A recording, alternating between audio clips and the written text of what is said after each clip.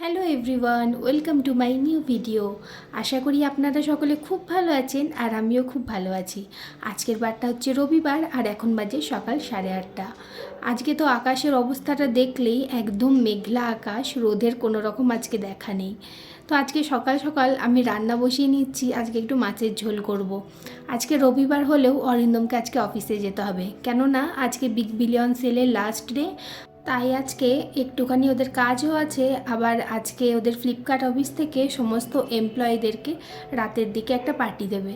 তো সেই জন্য আজকে অফিসে যেতে বলেছে। এই 4 থেকে মেল এসেছিলো আর সেখানে একটা ফর্ম ছিল, সেটাকে ওকে ফিল আপ করতে হয়েছে। আর তারপরে আজকে ওদের অফিস পার্টি। এদিকে আমি মাছটা একটু নুন হলুদ মাখিয়ে তারপরে তেলে একটুখানি ভেজে নিচ্ছি। আমি একবারে দুদিনের মাছের ঝোল করে রেখে দিচ্ছি। কিছুটা মাছ আজকে খাওয়া হবে, 2 পিস মাছ আজকে খাওয়া হবে, আর 2 পিস মাছ আবার রেখে দেবো, আবার অন্য একদিন তখন বের করে এটাকে খাওয়া যাবে। তাহলে সকাল সকাল আমার রান্না থাকে অন্য দিনগুলো, আর সকাল সকালে একটু যদি রান্না করা থাকে তাহলে খুব সুবিধা হয়। কড়াই থেকে একটু তেলটা কমিয়ে নিলাম, যতটা কম তেল পেটে যায় ততই ভালো। তারপর তেলে একটুখানি জিরে ফোড়ন দিয়ে দিয়েছি, আর তারপরে একটা টমেটো দিলাম, একটু আদা বাটা, তারপরে যেটা আমাদের দৈনন্দিন দিনে যা মশলা, জিরে গুঁড়ো, ধনে গুঁড়ো, নুন, হলুদ, একটু কাঁচা লঙ্কা দিলাম। লঙ্কা গুঁড়ো আমি খুব একটা ব্যবহার করি না আমার রান্নাতে, যতদূর সম্ভব কাঁচা লঙ্কা দিয়ে করারই চেষ্টা করি। আর এই কাঁচা লঙ্কা, আদা বাটা, জিরে গুঁড়োর এই যে সিম্পল ঝোলটা এত সুন্দর খেতে লাগে। এবার তাহলে আলুটা দিয়ে দিই, আলুটা দিয়ে ভালো করে মশলাগুলোর সাথে মিশিয়ে নেব। সামনেই দুর্গাপুজো চলে এলো, এবার কেন জানি না মন থেকে অতটা আনন্দ আসছে না। তবে আমাদের ঘরেও দুর্গাপুজো হয়, কিন্তু এবারে দুর্গাপুজোতেও আমরা একদমই যেতে পারছি না। তাই সত্যি বলতে মনটা খুবই খারাপ। নিজেদের ঘরের পুজোর একটা অনুভূতি আলাদা হয়, তখন সবার সাথে দেখা হওয়া, পুষ্পাঞ্জলি দেওয়া, তারপরে একসাথে ভোগ খাওয়া, এই সময়গুলো মানে এত মিস করব এইবারে। জানি না এখানে একা একা কী করব, কদিন বেরোবো কিছু জানি না। তারপরে আবার ওয়েদার কেমন থাকবে সেটাও একটা বড় সমস্যা। ওইটাই, এখানে যখন তখন বৃষ্টি নেমে যায়, ওটার তো কোনো ঠিক নেই।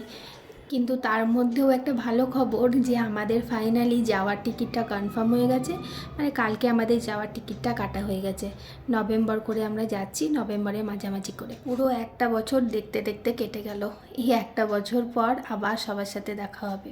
চলুন, ওইদিকে মাছের ঝোলটা আমি ঢাকা দিয়ে দিয়েছি, আর এদিকে একটুখানি ওই ফুলকপির পাতাগুলো ছিল, সেগুলো দিয়ে ভাবছিলাম আজকে একটু ফুলকপির পাতা বাটা করব। এরপর মাছের ঢাকাটা খুলে একটুখানি ধনে পাতা দিয়ে দিলাম। এবার গ্যাসটাকে বন্ধ করে এটাকে একটু ঢাকা দিয়ে রেখে দেবো। ও দাঁড়ান, দেখে নিই আলুটা একটু সেদ্ধ হয়েছে কিনা। আলুটা একদম সুন্দরভাবে সেদ্ধ হয়ে গেছে।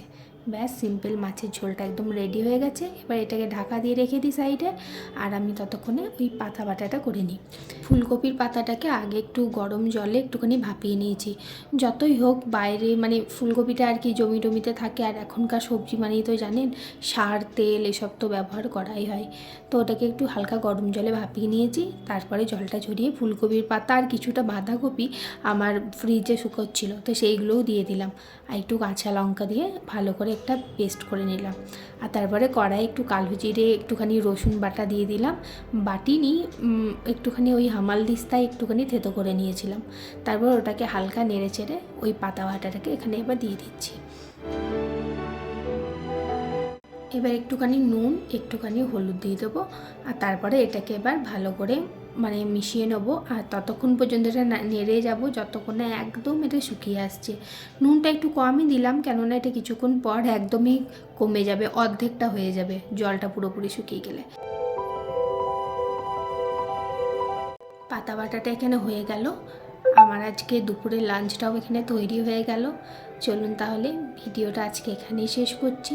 সবাই খুব ভালো থাকবেন, সুস্থ থাকবেন, আর আমার ভিডিওটা কেমন লাগলো সেটা একটু কমেন্ট করে জানাবেন।